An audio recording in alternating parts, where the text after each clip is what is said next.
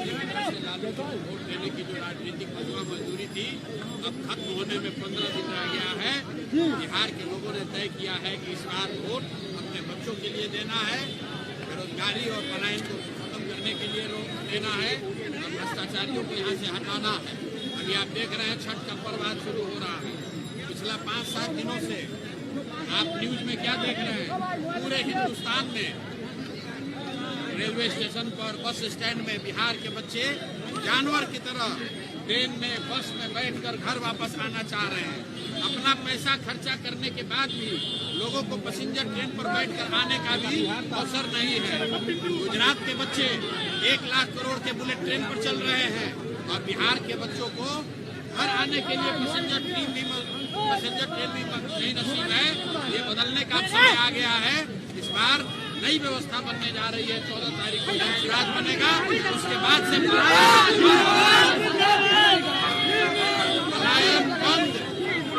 14 के बाद किसी को मजबूरी में बिहार छोड़कर बाहर नहीं जाना होगा। ये व्यवस्था बनाने के लिए लोग संकल्पित हैं। यही आपको भीड़ में दिख रही है और शिवहर की जनता इस बार बैग छाप पर वोट लगाकर उसकी शुरुआत यहीं से करेगी। सम्राट चौधरी ने कहा है कि न्याय और इंसाफ में लड़ाई है सर।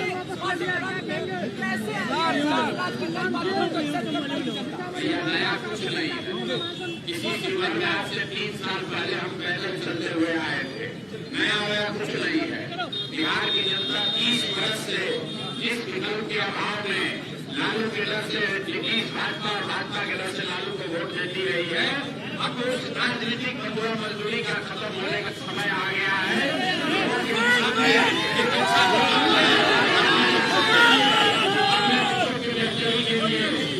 रोजगार के लिए, पलायन बंद करने के लिए शिवहर का एक जिला इस बार जब जनस्वाद की व्यवस्था बनी तो 10-12 हजार रुपया के लिए किसी को बिहार छोड़कर बाहर नहीं जाना होगा।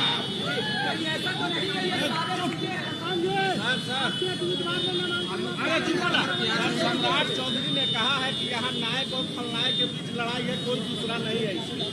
सम्राट चौधरी नायक है कि खलनायक है, ये शिवहर की जनता तय कर ले। 7 लोगों की हत्या का आरोपी अभियुक्त जेल काट कर आने वाला आखिरी नायक है कि खलनायक है?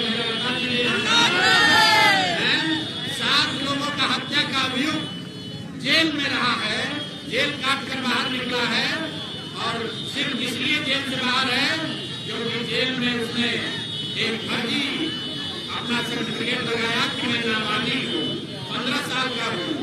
आज तक उस केस में ट्रायल नहीं चला, सजा नहीं हुई, बरी भी नहीं किया गया। ये आदमी मुख्यमंत्री बनकर घूम रहा है और कैमरे पर कह रहा है दम है तो करना है कर लो। 7 लोगों की हत्या का अभियुक्त है। आप तय कर लीजिए कैसे आदमी के हाथ में बिहार का सत्ता को देना है कि नहीं देना है। नायक कौन है और खलनायक कौन है, बिहार की जनता, शिवहर की जनता को बढ़िया से समझ रही है।